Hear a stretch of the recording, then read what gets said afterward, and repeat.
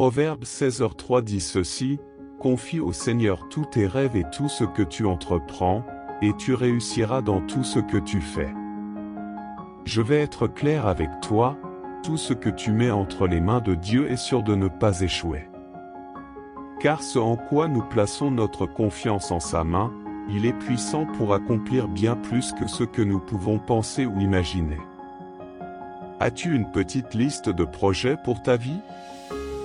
Prends-la et dis, « Jésus, voilà ce que je veux.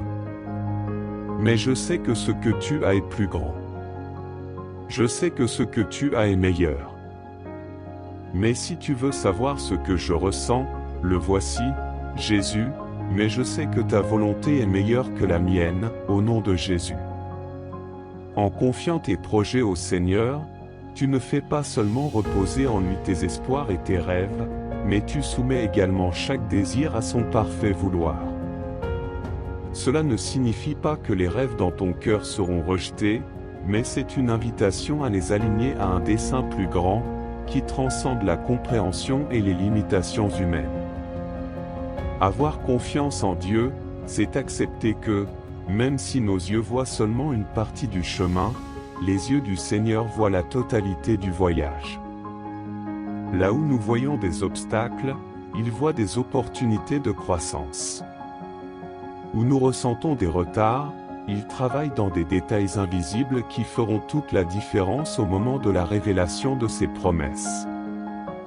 C'est un geste de foi et de soumission de dire à Jésus, « Voici mes rêves, mais que ta volonté s'accomplisse dans ma vie. » En faisant cela, tu n'abandonnes pas ta capacité de rêver ou ta voix active dans la construction du futur, tu admets plutôt que, par-dessus tout, tu désires que ta vie soit un reflet de la grandeur et de la bonté que seul Dieu peut offrir dans sa volonté.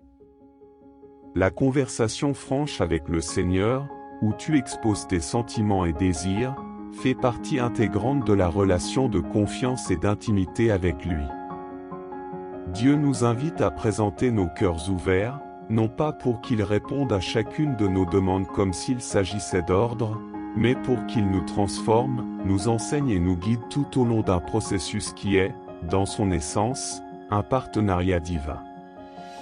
Ainsi, en consacrant tes projets et rêves, tu rappelles et proclames qu'il n'y a pas de rêve trop petit ou trop grand qui ne puisse être béni et amplifié par la main de Dieu. En discernant cela, tu trouves la paix, car tu sais que même lorsque les vents contraires soufflent ou lorsque le chemin dévie de ce qui était prévu, tu marches au sein du secret du vrai succès, la bénédiction d'être aligné avec le cœur de Dieu. Et ainsi, alors que tu avances, laisse tes prières être des ponts entre tes désirs et la volonté divine. Laisse ta foi te soulever au-delà des doutes et que ton cœur reste flexible aux formes que le Seigneur peut choisir pour manifester ses plans dans ta vie.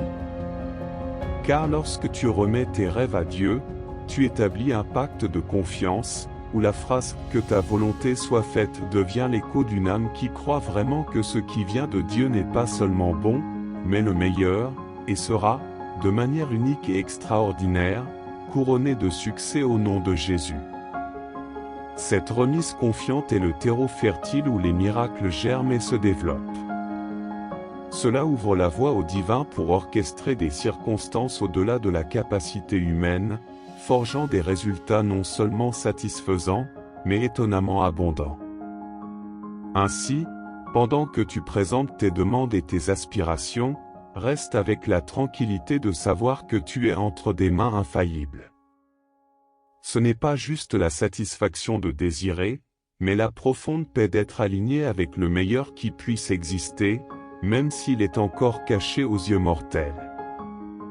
Le pouvoir de la consécration réside dans la transformation qu'elle nous inflige. Non seulement nous devenons les récepteurs des bénédictions, mais nous sommes également reconfigurés par le processus même de remise. À chaque rêve consacré, à chaque projet remis, le cœur devient moins attaché aux détails de la réalisation et plus engagé dans le cheminement de la foi et de la dépendance totale envers Dieu. En disant « Jésus, voilà ce que je veux, mais je sais que ce que tu as est plus grand », tu pratiques un acte de foi audacieux, reconnaissant que ton histoire est écrite par un auteur dont le récit est infiniment plus riche et complexe que tout ce que tu pourrais composer.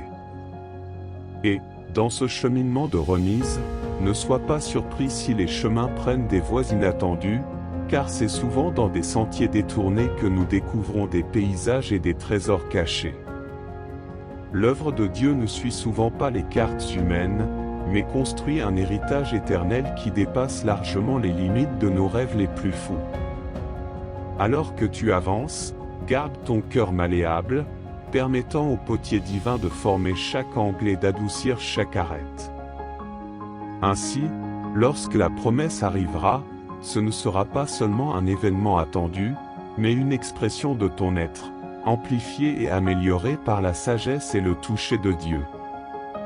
Que ta confiance soit ferme et que ton cœur soit courageux, prêt à dire avec confiance, « Voilà, Jésus, mais que ta volonté prime sur la mienne. » Et que chaque pas que tu feras soit marqué par cette remise, sachant qu'indépendamment de ce que l'avenir réserve, tu es déjà prospère, car tu as trouvé le véritable succès dans l'obéissance et la confiance en Dieu, et dans la certitude que sa volonté, lorsqu'elle s'accomplit dans ta vie, est la garantie d'une joie pleine et d'une réalisation sans fin. Au nom de Jésus, marche dans cette paix qui surpasse toute compréhension, et qui te guidera vers un bonheur véritable. S'il te plaît, suis notre chaîne si tu veux continuer à regarder nos messages de Dieu pour ta vie, au nom de Jésus. Et avant de finir, je veux te dire que Dieu te bénisse.